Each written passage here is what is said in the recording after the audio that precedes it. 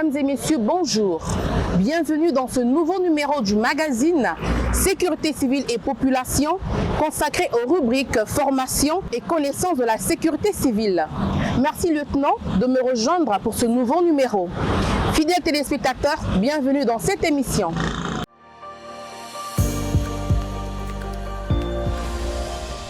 Le siège de la Direction générale du port autonome de Brazzaville et port secondaire, ainsi que l'esplanade du stade Alphonse Massamba Déba, abrite depuis le lundi 25 septembre 2023 une formation en conduite et en équipier d'intervention dispensée par une équipe pédagogique du commandement de la sécurité civile au profit des agents de la dite structure. Les détails dans ce reportage de Donald Ouromba. C'est dans le cadre du maintien des acquis et de l'opérationnalisation du véhicule de lutte contre l'incendie dans le domaine portuaire que le port autonome de Brazzaville et port secondaire a sollicité et obtenu l'apport de la sécurité civile pour former une dizaine de ses agents en conduite et en équipier d'intervention. Cette formation arrive à point nommé pour remédier aux manquements relevés spécialement dans la mise en mouvement du véhicule d'incendie de cette structure lors des différents sinistres survenus dans les emprises portières. Il y a quelques mois, le commandement de la sécurité civile, sous la direction de son commandant, a paraphé avec le directeur du port autonome de Brazzaville un accord de partenariat. C'est donc dans le cadre de la mise en œuvre de ce partenariat que le port a demandé la mise à disposition d'une équipe de formateurs pour former donc les agents du port autonome de Brazzaville et port secondaire en ce qui concerne les équipes de lutte contre l'incendie et la formation des conducteurs qui vont donc être amenés à conduire l'engin d'incendie qui est mis à la disposition du port autonome de Brazzaville.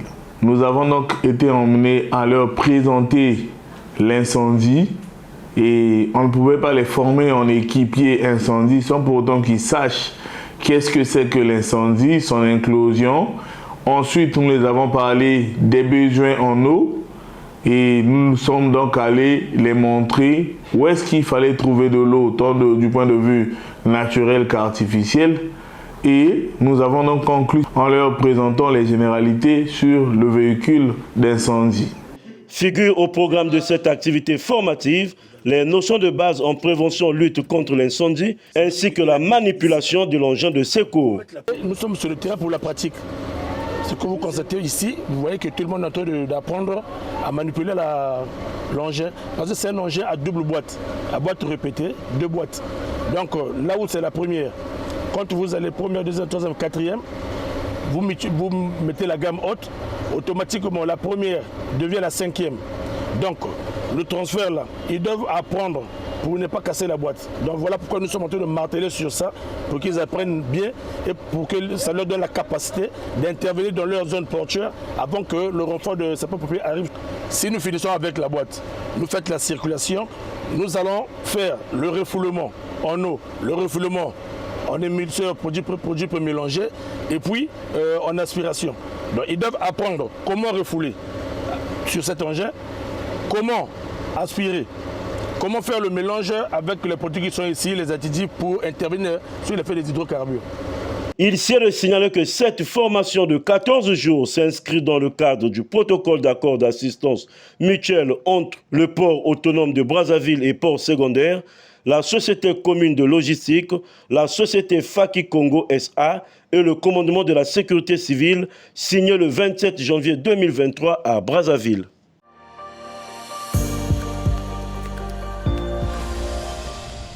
Toujours dans le cadre des formations, l'équipe pédagogique de l'unité polyvalente d'intervention du commandement de la sécurité civile a assuré du 12 au 26 septembre 2023 à l'hôtel Pefako Mayamaya la formation dans le domaine du sauvetage de l'agent responsable de sécurité de la piscine du dit hôtel.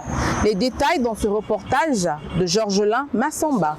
Assurer une sécurisation achevée des baignades et réaliser les premiers secours en cas de noyade avant l'arrivée des services habilités a été l'objectif de cette formation réalisée par les services de la sécurité civile au profit de l'agent de sécurité de la piscine de l'hôtel Pefako Maya Maya à la demande des services administratifs du dit établissement. Cette formation est capitale parce qu'elle donne un savoir et un savoir-faire aux gestionnaires des piscines dans le cadre de porter secours et sauvetage aux baigneurs en cas de noyade ou risque de noyade. Ce module est composé de plusieurs étapes, notamment la connaissance du milieu piscine.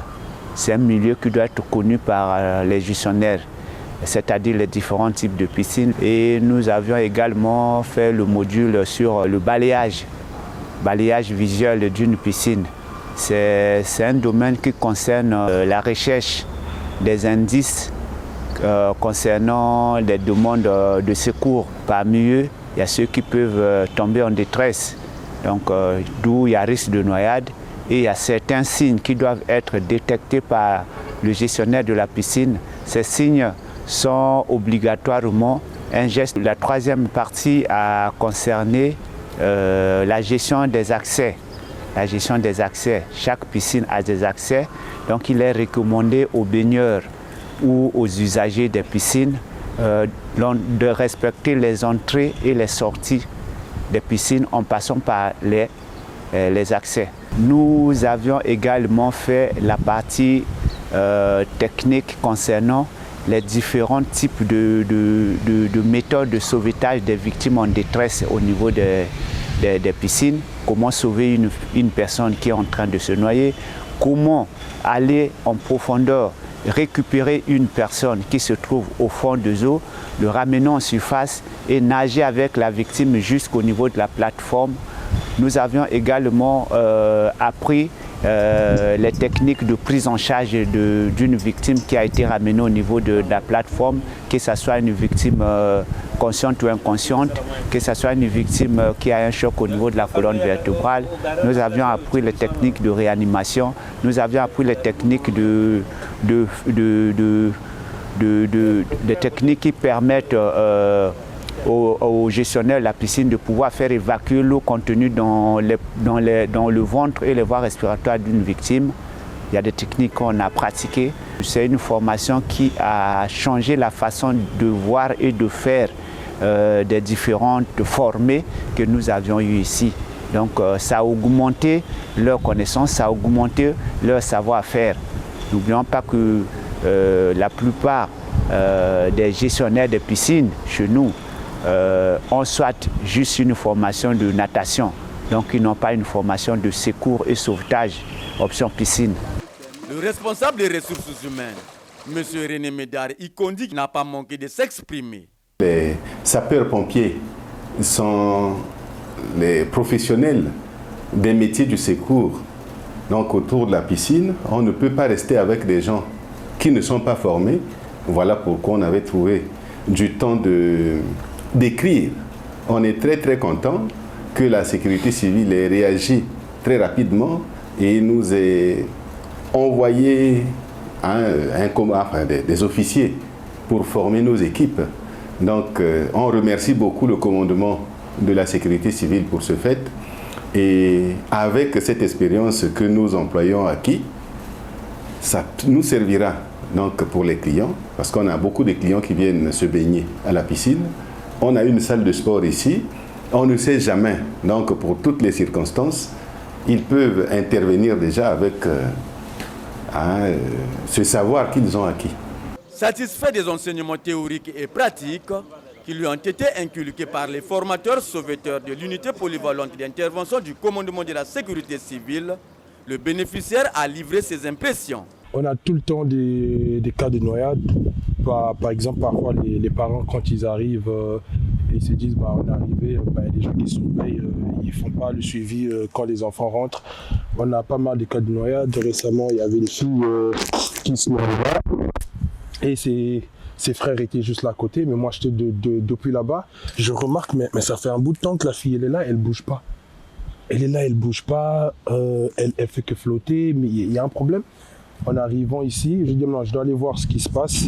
J'arrive là et je vois la fille les yeux se sont retournés. On a failli perdre une personne. Heureusement, j'étais vigilant.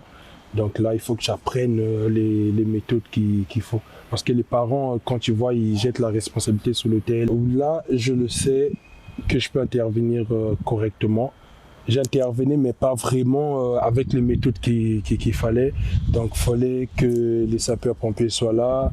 Là, ils m'ont donné les bases. Là, je suis rassuré. S'il y a une victime devant moi, je vais m'en sortir et je vais mettre en pratique ce qu'on m'a appris.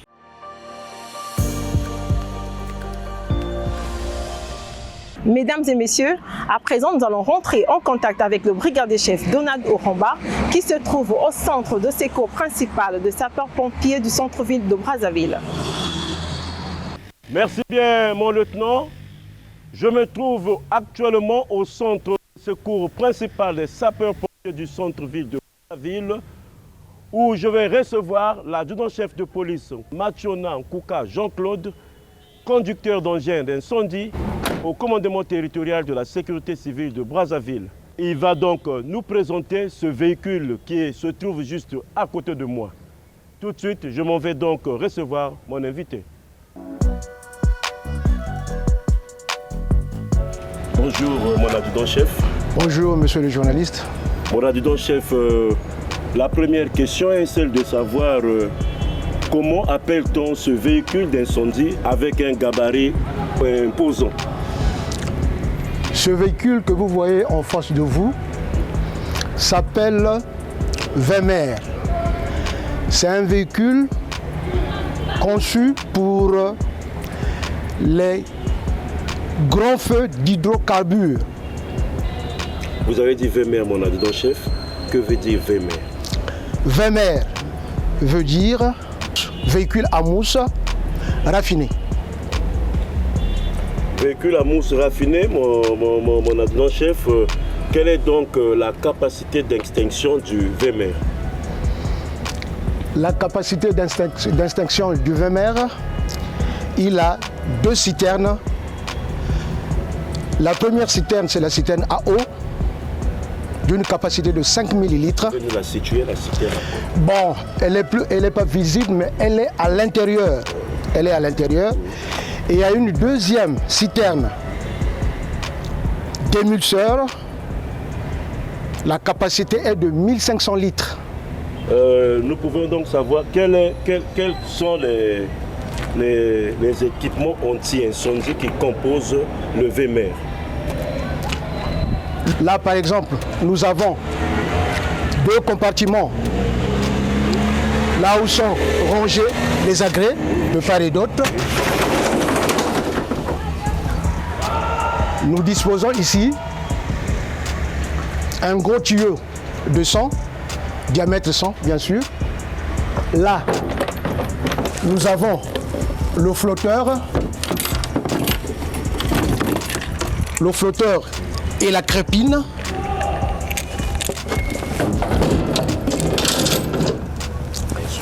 Ensuite,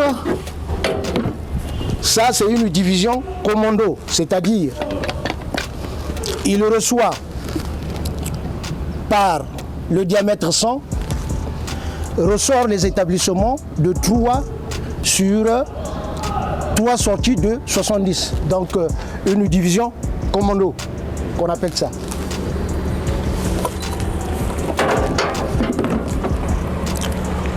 Ici, nous avons des aspiros. Les aspiros qui servent à quoi? Les aspiros qui servent à ce que l'on puisse s'approvisionner sur une plaque d'eau. Donc aspiration. Les aspiros, c'est l'aspiration. Pour l'aspiration. Nous allons de l'autre côté. On bascule de l'autre côté. Là-bas aussi, j'ai parlé de 2 compartiments. Donc nous allons voir ce qu'il y a dans le deuxième compartiment.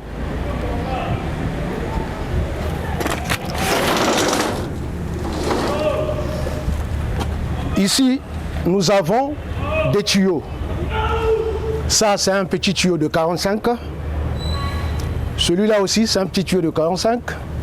Et le troisième, c'est un petit tuyau de 45. Celui-là, c'est un tuyau c'est un gros tuyau de 70.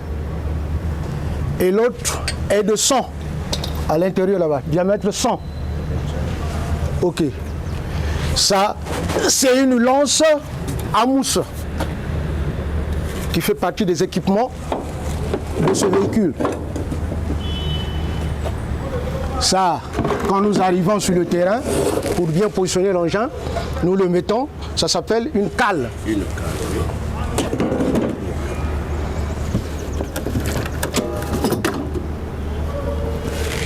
Ça, c'est une petite division de 70. Oui. La sortie, donc on met les établissements de 45. Donc les petits tuyaux vont avec cette division-là. Voilà, diamètre 45. Donc vous utilisez ces tuyaux, ça dépend des incendies. Il y a des incendies où vous pouvez utiliser un tuyau de 100. Il y en a d'autres que vous utilisez les tuyaux de 75 ou de 40, vous avez dit. Nous utilisons des tuyaux de 100 quand il s'agit d'un établissement qui va demander beaucoup de tuyaux qui vont s'agripper sur, qui seront connectés sur la division qui va supporter le 100. Et nous avons des sorties, par exemple, de 45. Donc on aura soit 3 sorties de 45 avec un prolongement de tuyau de 45 et nous aurons une petite lance pour agir dans cet établissement-là. Continuons donc, mon adjudant-chef. Vous venez là de nous présenter les équipements anti-incendie qui composent le véhicule à mousse raffinée. Mais nous voulons savoir quelles sont les données techniques de ce véhicule, le VMR. Le VMR, nous allons repartir à la case de départ. Oui. C'est un véhicule qui est industriel de par sa capacité. Sa capacité, oui. Son gabarit. Son gabarit, oui. Et, allons pas à pas, c'est un véhicule qui est de marque Renault Actros 380 DXI. Oui. Veut dire, le 380, c'est la puissance du moteur pour actionner tout ce qu'il y a comme et la charge qu'il porte. Donc, les constructeurs ont pensé que ce soit 380. Et il y a une cabine. Celle-là, c'est une double cabine à 4 portières. Voilà. Mon adjudant-chef, au cours d'une intervention, c'est une question, vous avez dit double cabine à 4 portières. Le véhicule là est armé de combien de personnel quand vous partez à l'intervention? Quand nous partions à l'intervention, le véhicule a 6 personnels. 6 personnels. En commençant par le conducteur, le chef d'agré et les 2 binômes, c'est-à-dire binôme d'attaque qui est batte, binôme d'alimentation qui est balle. Les 2 binômes sont à l'arrière. Le chef d'agré est au devant et le conducteur est de l'autre côté pour pousser sa machine. Okay. Continuons avec les données techniques. Après la cabine, nous donc après la cabine, nous sommes donc ici. Nous avons 2 coffrets aussi dotés de 2 dévidoirs tournants. À l'extrémité, vous avez une petite lance qui nous sert de reconnaissance et d'attaque. Voilà. Donc de part et d'autre, il y a 2 dévidoirs. La petite lance, elle est là. Elle jaillit même en eau. Elle est, on l'appelle LDV. Lance à débit variable.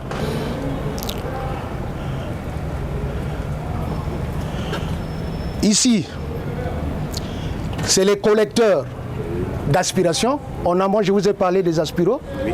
Donc, ce sont des tuyaux qu'on branche ici. Ces collecteurs viennent, nous servent de branchement des aspiros. Oui. par les demi-raccords. Ils sont de diamètre de 100. 3 collecteurs de 100. C'est-à-dire quand je parle de 100, c'est 100 mm de diamètre.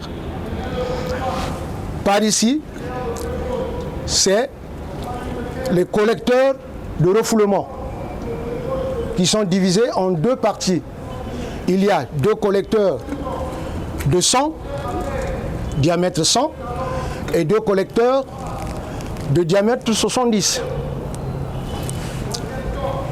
Par ici, nous avons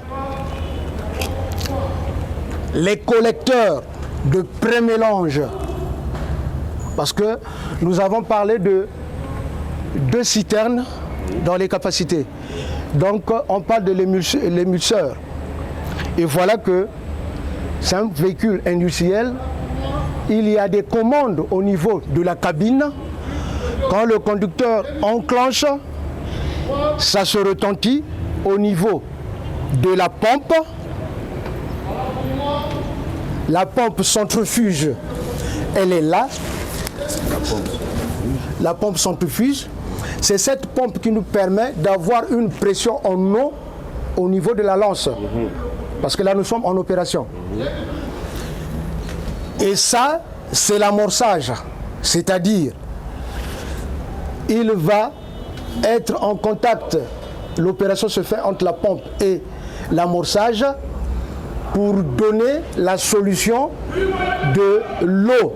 Avec l'émulseur, nous avons le produit qu'on appelle pré-mélange, par là où je vous ai montré les raccords de pré-mélange. Nous allons encore revenir ici. Ça, c'est le tableau hydraulique. Le tableau hydraulique. Là où nous avons les témoins, là où nous avons de la pression, là où nous contrôlons tout. Parce que le conducteur se retrouve ici et contrôle les opérations à partir d'ici. Est-ce que dans la cabine du véhicule, vous avez ce même tableau? Dans la cabine du véhicule, ce tableau sert au conducteur pour contrôler toute son opération. Maintenant, il y a des commandes qui sont déjà enclenchées au niveau de la cabine pour qu'il y ait un mouvement de la pompe centrifuge afin que nous ayons une solution de l'eau et la mousse, avoir la pression au niveau de la lance. Ce véhicule a 11,50 m de longueur et 2,50 m de largeur, plus 3,95 m de hauteur jusqu'au niveau de la lance à canon qui est posée sur le plafond de la citerne. Justement, mon adjudant-chef, est-ce qu'on pouvait aussi aller voir la lance à canon pour nous définir le rôle joué par cette lance? Tout à fait. On va donc monter. Là, il faut monter. On va donc monter. C'est par là. Allez-y, je vous suis derrière.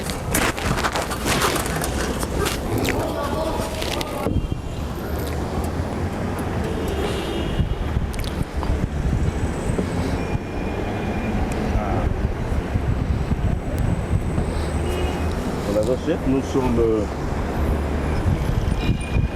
déjà au-dessus du véhicule. Vous nous parlez de cette lance à canon. Je voudrais savoir quel rôle joue cette lance. Ça, c'est la lance à canon, oui, qui a une longueur de 2,50 m posée sur une tourelle. Une tourelle qui nous permet d'aller dans toutes les directions possibles pour arriver à atteindre le foyer principal. Et cette lance est de diamètre de 100, de par là, diamètre de 100, crache 1000 litres par minute. Je dis bien 1000 litres par minute. Par ici, quand le tout est enclenché à la cabine, ça c'est une vanne qui nous permet, un levier qui nous permet, la manette qui nous permet d'ouvrir le passage de l'eau. Et il a une portée maximale de 70 mètres. En dehors de ça, j'aperçois une échelle. Quel rôle joue l'échelle? En dehors de ça, oui. Au-dessus du véhicule. Nous avons une échelle devant nous. Ça nous permet de la déployer afin de faire le sauvetage. Il peut y avoir des gens qui sont coincés en hauteur dans une maison, donc à étage. Nous déployons cette échelle afin de nous permettre de faire le sauvetage, de les sortir du milieu là où ils sont coincés. Voilà. Vous ne voyez pas que, mon adjoint-chef, il faut quelqu'un de robuste pour tenir la puissance de cette lance? Oui, mais voilà pourquoi on a toujours dit que les pompiers doivent faire du sport. Et c'est tout ça, parce que nous intervenons non pas seulement pour 5 minutes, mais pour beaucoup de minutes, et plus même 1 heure, on ne sait pas. Donc ça nous demande d'être vraiment au fin prêt pour affronter tous ces aléas. Vraiment, ça vous demande d'être au fin prêt pour affronter tous ces aléas. Est-ce que vous avez un souvenir qui vous vient dans l'esprit, mon adjoint-chef, d'une intervention à bord du Vémer? Vous avez un souvenir? Oui, les souvenirs sont vraiment multiples. Je vais peut-être en citer 2. Oui. Tout récemment, au port de Brazzaville, c'est ce véhicule qui nous a permis vraiment d'arrêter l'hémorragie. Parce qu'il a craché à distance et en peu de temps, nous avons l'incendie de Yoro. Oui. Et il y a eu dans le passé, il y avait un incendie d'hydrocarbures de fortune avec les Kadhafi, et c'est ce véhicule qui s'était déployé sur le lieu. Il a craché l'émulseur, tout et tout, donc il y avait de la mousse, parce que cette mousse est là pour étouffer la chaleur et faire une plaque sur toute l'étendue du carburant déversé. C'est ce type d'engin qui est capable d'arrêter tout ça. Mon adjoint-chef, auriez-vous quelque chose à ajouter, laquelle nous n'avons pas évoquée au cours de nos échanges? Bon, presque... Un conseil envers je veux peut-être m'adresser à la population. Le commandement de la sécurité civile a les moyens, a du personnel. Donc à la population de nous faire confiance, de passer par notre numéro, le 118 d'urgence. Je crois que par là, nous sommes tenus informés à temps et portons du secours à nos populations aussi à temps pour éviter des catastrophes. Madame chef, nous vous disons merci. C'est à moi de vous remercier. Voilà donc, mon lieutenant, c'est du haut de ce véhicule à mousse raffinée que nous mettons donc un terme à cet entretien que j'ai eu avec l'adjudant-chef de police Mathiona Nkouka Jean-Claude. Il est conducteur d'engin d'incendie au commandement territorial de la sécurité civile de Brazzaville. Merci, je vous renvoie l'antenne. Merci chef Oramba pour cet entretien. Merci Madame Bamana. Mesdames et messieurs, c'est par là que nous mettons fin à ce magazine en sécurité civile et population. Supervision, commandement de la sécurité civile, prise de vue, Georges Lema Samba, réalisation Emar Boka. Vente de programme sur Télé Congo.